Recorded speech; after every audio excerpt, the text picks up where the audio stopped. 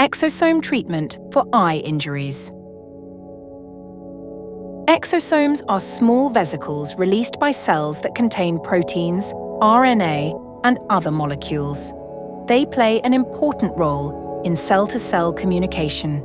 In regenerative medicine, exosomes derived from stem cells or other cell types are being explored for their potential therapeutic effects. Exosome therapy for eye injuries concerns delivering exosomes to the damaged tissue to promote healing and regeneration.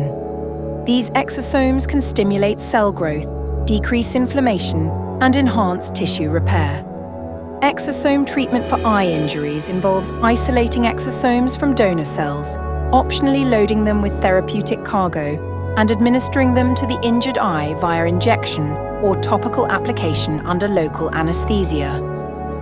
Follow-up visits monitor progress. Further research is ongoing to refine protocols and ensure safety and efficacy.